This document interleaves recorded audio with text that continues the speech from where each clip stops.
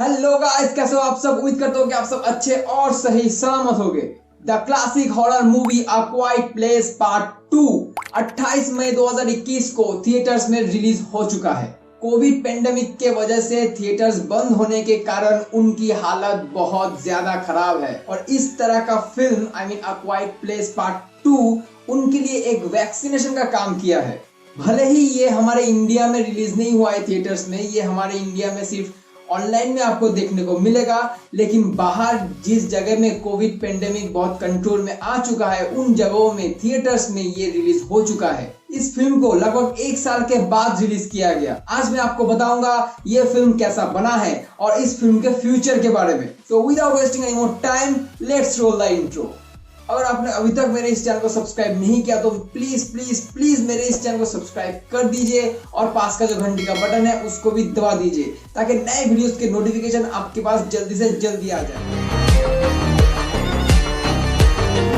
मैंने इस चैनल में अ क्वाइट प्लेस का पार्ट 1 का रिव्यू ऑलरेडी कर दिया है और उसके साथ साथ इस फिल्म के बारे में बहुत सी इंफॉर्मेशन भी दिया है। तो अगर आपने अभी तक उस वीडियो को नहीं देखा तो आगे जाके उस वीडियो को देख लीजिए, फिर इस वीडियो को देखिए। मैं जो बोलूंगा इस फिल्म के बारे में वो आपको अच्छी तरह से समझ में आ जाएगा। अगर आपने नहीं देखा तो आपको उतनी अच्छी तरह से समझ में आएगा नहीं। तो पहले उस वीडियो को देख लीजिए, पार्ट 1 का वीडियो जो आपके ऊपर के आई बटन में और नीचे डिस्क्रिप्शन बॉक्स में मैंने दे दिया है। वहां पे क्लिक करके पहले पार्ट 1 को देख लीजिए, फिर पार्ट 2 को देखिए। IMDb में इस फिल्म को मिला है 8 out of 10 ratings. Rotten tomatoes में it's 91% fresh and audience score है 94%। अ क्वाइट प्लेस पार्ट 2 के डायरेक्टर और राइटर है जॉन क्रासिंस्की, जिन्होंने इसके पहले पार्ट को भी डायरेक्ट और इसके स्टोरी को भी लिखा था। जॉन क्रासिंस्की आपको एज ए कास्ट भी इस फिल्म में देखने को मिल जाएगा और उसके अलावा और जो मेन कास्ट थे एमिली ब्लंट, मिलीसेंट सिमोंस, नोआ जुप और कुछ नए कास्ट को भी इसमें इंक्लूड किया गया है। एक है किलियन मर्फी और दूसरा है जिमन हंसू। फर्स्ट पार्ट 90 मिनट्स का था और ये जो सेकंड पार्ट आया है ये 97 मिनट्स का है। फर्स्ट पार्ट में आपको प्रेजेंट टाइम को दिखाया जाएगा जब दुनिया पूरी तरह से बर्बाद हो चुकी है उन ब्लाइंड क्रिएचर्स की वजह से। ये स्टोरी पूरी तरह से जॉन क्रासिंस्की और एमिली ब्लंट का जो कैरेक्टर का जो फैमिली दिखाया गया है उसके ऊपर ही फोकस किया है। उनका स्ट्रगल जैसे फर्स्ट पार्ट में दिखाया गया था उसी तरह से, उसी अंदाज में, उसी इंटेंस लेवल के साथ सेकंड पार्ट में भी दिखाया गया है। पहले पार्ट में हमने देखा था जॉन क्रासिंस्की का जो कैरेक्टर है उसको वो क्रिएचर मार देता है, लेकिन जॉन क्रासिंस्की जाते जाते अपने बीवी बच्चों के लिए एक ऐसा हथियार बना जाते हैं जिसके जरिए वो लोग उस क्रिएचर को मार पाए। ये जो क्रिएचर्स है ये देख नहीं सकते, अंधे होते हैं, सिर्फ सुन के ही पता लगा लेते हैं कौन कहाँ पे है। तो इनका जो सबसे बड़ा वीक पॉइंट है वो है हाई फ्रीक्वेंसी साउंड। जिस हाई फ्रीक्वेंसी साउंड के वजह से वो लोग बहुत वीक पड़ जाते हैं और उनका जो आर्मर है वो भी एकदम खुल जाता है, जिससे कि उनको मारना और भी आसान हो जाता है। अगर आपने फर्स्ट पार्ट को देखा है तो फर्स्ट पार्ट के लास्ट में मिलीसेंट सिमंस जो अपने कान का जो मशीन होता है जो असल में हाई साउंड फ्रीक्वेंसी को छोड़ता है उसको एक माइक के जरिए, स्पीकर के जरिए बहुत ज्यादा बढ़ा देता है उस कमरे में, और फिर जब वो क्रिएचर वीक हो जाता है और उसका आर्मर खुल जाता है फिर एमिली ब्लंट का कैरेक्टर उसके ऊपर गोली चलाता है जिससे कि वो क्रिएचर हो जाता है। इसी तरह से उन दोनों ने और भी 3 क्रिएचर्स को मारे हैं पहले पार्ट में, और सेकेंड पार्ट में उसी तरह से और एक क्रिएचर्स को भी वो लोग मारते हैं। तो पहले पार्ट में तो फिल्म वहीं पर ही खत्म हो जाता है, लेकिन उसके पीछे 2 सवाल वो फिल्म छोड़ के जाता है हमारे लिए, हमारे सस्पेंस के लिए, हमारे उत्सुकता के जो चरम लेवल होता है उनको और भी अपर लेवल तक ले जाने के लिए। पहला सवाल, ये क्रिएचर्स आया कहां से। दूसरा सवाल, एमिली ब्लंट और उनके फैमिली कैसे आगे जाके सरवाइव करते हैं, कैसे कौन से मुश्किलों से गुजरते, क्या होता है। ये 2 सवाल वो फिल्म अपने पीछे छोड़ के जाते हैं जिनके लिए हम लोग 3 साल से वेट कर रहे हैं, और उस सब्र का फल आज जाके मीठा हुआ है और आज जाके हम लोग उसको खा पाएंगे बहुत अच्छी तरीके से। Now coming to the second part. इस सेकेंड पार्ट में जो फर्स्ट क्वेश्चन है उसका आंसर हमें उतना क्लियरली दिया नहीं गया है। सिर्फ यही दिखाया गया है कि आसमान से एक गोला धरती पे आ रहा है, फिर उसके बाद वो क्रिएचर्स आके सबको मारने लगते हैं, एटसेट्रा एटसेट्रा। इतना ही एकदम छोटा सा एक क्लिप दिखाया गया है, लेकिन उतना डिटेलिंग इसमें दिया नहीं गया है, क्योंकि डायरेक्टर और राइटर जॉन क्रासिंस्की यही चाहते थे कि ये जो पूरा का पूरा प्लॉट, पूरा का पूरा जो स्टोरी है, ये पूरी तरह से फ्यूचर के ऊपर बेस हो, प्रेजेंट के ऊपर बेस हो, ना कि पास्ट के ऊपर। बहुत से फिल्मों में बस यही दिखाते आधा घंटा निकाल देते हैं, लेकिन ये फिल्म पहले का जो 5 या 10 मिनट है उतना ही आपको दिखाएगा इसके पास्ट के बारे में, कि कैसे कहां से इसकी शुरुआत हुई थी।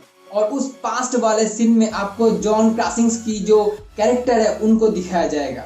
मतलब वो जो पास्ट का जो सीन है सिर्फ उसी तक ही उनका कैरेक्टर, उनका एक्टिंग आपको दिखेगा। उसके बाद पूरा का पूरा फिल्म में वो नहीं रहेंगे, क्योंकि वो पहले पार्ट में ही मर जाते हैं।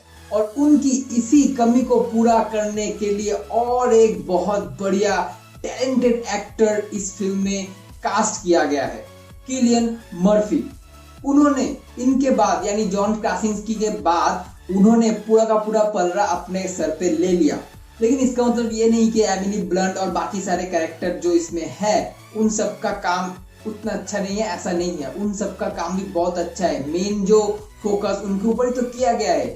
फिल्म का स्टोरी का जो मेन पहिया है उन ये तीनों के ऊपर ही रखा गया है, एमिली ब्लंट और उसके 2 बच्चे, और एक बच्चा जो है वो बेबी है, एकदम छोटा है, इसको ज्यादातर दिखाया नहीं गया है। और कुर्सी का और एक पाया जो है वो किलियन मर्फी अपने सर पे लेके चल रहे हैं, यानी किलियन मर्फी यहाँ पे उनको मदद कर रहे हैं सरवाइव करने के लिए, आगे बढ़ने के लिए, उनको बचाने के लिए। जिमन हंसो को भी इस फिल्म में आप देख सकते हैं, लेकिन लास्ट के कुछ मिनट के लिए, वो भी ज्यादातर समय ज्यादातर फिल्म के अंदर नहीं है। Cillian Murphy, Emily Blunt, Millicent Simmons, Noah Jupe, ये जो 4 कैरेक्टर है, इन चारों की आइकॉनिक एक्टिंग से ये फिल्म टोटली एपिक फिल्म बन जाती है, जिसका स्टोरी यूनिक है, इसका कास्ट, एक्टिंग दिखाता है, जो प्रेजेंटेशन हमें दिखाता है वो बहुत बढ़िया है। Direction, VFX, FX, camera work, हर एंगल से, हर तरफ से ये फिल्म परफेक्ट एंड मस्ट वॉच के लिस्ट में जाता है। This is a perfect horror thriller sequel movie. पहले पार्ट का जो हॉरर टाइमिंग था, जो थ्रिलर था, जो इंटेंसिटी था, जो सीरियसनेस था, उसको ये सेकेंड पार्ट भी बरकरार रख के चलता है। इवन मैं कहूँ तो और भी ज्यादा इंटेंसिटी इसमें डाला गया है, और भी ज्यादा सीरियसनेस इसमें डाला गया है।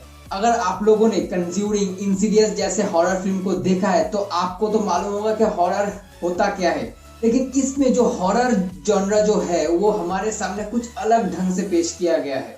कंज्यूरिंग, इंसीडियस, इसमें क्या है, वो बूढ़ी आत्मा एटसेट्रा एटसेट्रा, उनका वो डरावना वाला मेकअप, जंप स्केयर्स, इन सबको दिखा के बहुत ज्यादा डराया जाता है, लेकिन इस तरह से वो हॉरर बनता है। लेकिन ये जो है मतलब क्वाइट प्लेस पार्ट 2 या पार्ट 1 दोनों ही एक ऐसा मूवी है जिसका हॉरर, उसका जंप स्केयर्स या डरावना वाला मेकअप उससे नहीं बनता।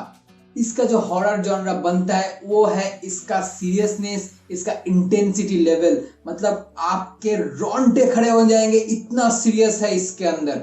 इंटेंसिटी या सीरियसनेस को हम एज ए थ्रिलर कह सकते हैं। मतलब इस फिल्म के अंदर थ्रिलर इतना ज्यादा आपको मिलेगा कि वो थ्रिलर कन्वर्ट होके हॉरर में बदल जाएगा। मतलब आपको डर लगने लगेगा, ओ अब क्या होगा, ओ ये क्या हो गया, ठीक ऐसा होगा। अगर आप इस फिल्म को बहुत ध्यान से, मतलब एकदम दिलो जान के साथ, दिलो दिमाग के साथ अगर आप इस फिल्म को देखेंगे तो ये फिल्म आपका जो 97 मिनट्स लेगा, उस 97 मिनट्स के अंदर ये फिल्म अपने चारों तरफ एक ऐसा इंटेंसिटी, ऐसा सीरियसनेस एनवायरनमेंट क्रिएट करेगा कि आपको डर लगेगा तो लगेगा ही, आप शॉक जरूर होगे। So in my opinion you should watch this film, because इस तरह का यूनिक स्टोरी लाइन, इस तरह का यूनिक कंसेप्ट, इस तरह का एक्टिंग, इस तरह का थ्रिलर आपको बहुत कम ही देखने को मिलेगा। और जिन लोगों को ये फिल्म बहुत ज्यादा पसंद आया है, लाइक मी, उन लोगों के लिए एक खुशखबरी है। जॉन क्रासिंस्की इस फिल्म के प्रीमियर में एक बात सबके सामने खुल के कह देते हैं। उन्होंने इसके 3rd पार्ट का स्टोरी लिखना भी शुरू कर दिया है। मतलब बहुत जल्द हम अ क्वाइट प्लेस पार्ट 3 को भी देख पाएंगे, क्योंकि ये फिल्म भी जहाँ पे खत्म होता है उसके पीछे सवाल छोड़ के जाते हैं। वो सवाल ये है कि अब क्या होगा, जो पहले पार्ट में भी था कि अब फ्यूचर में क्या होने वाला है इन लोगों के साथ। इतना थ्रिलर, इतना इंटेंस आपको देगा कि आपको ये सोचना पड़ेगा, मजबूरी बन जाएगी आपकी। सवाल ये बनता है कि क्या वो एक सेफ जगह में जा पाएंगे, ऐसे जगह में जहां पे उनको डर के साथ जीना ना हो। क्योंकि ये जो फिल्म है ये जहां पे खत्म होता है वहीं से एक अलग सस्पेंस, अलग थ्रिलर शुरू होता है। आप यही सोचने में लग जाओगे कि जो मैंने सवाल अभी तक किया है ना, ये जो 2 सवाल, ये क्या होगा, क्या होने वाला है, क्या वो सेफ जगह में जा सकते हैं, ये सारे सवाल आपके दिमाग में घूमते रहेंगे। ये क्या होगा, क्या होगा। अचानक से मूवी खत्म और फिर नाम दे देगा, बस और कुछ नहीं भाई। लास्ट में जब आएगा तब तक के लिए ये सस्पेंस बन के रह जाएगा कि बाद में क्या होगा। तो उसी सस्पेंस को तोड़ने के लिए जॉन क्रासिंस्की इसका 3rd पार्ट का स्टोरी है उसको लिखना भी शुरू कर दिया है। तो आई विश बहुत जल्द वो आ जाए। आज के लिए वीडियो बस इतना ही। अगर आपको मेरा वीडियो पसंद आया तो मेरे इस वीडियो को लाइक कर दीजिए। अगर आपको मेरा एक काम पसंद आया तो मेरे इस काम के लिए मेरे इस चैनल को सब्सक्राइब कीजिए और पास का जो घंटी का बटन है उसको भी दबा दीजिए। नए वीडियोस के नोटिफिकेशन आपके पास जल्दी से जल्दी आ जाए। तो फिर मिलते हैं अगले वीडियो में, तब तक के लिए स्टे होम, बी सेफ, जय हिंद।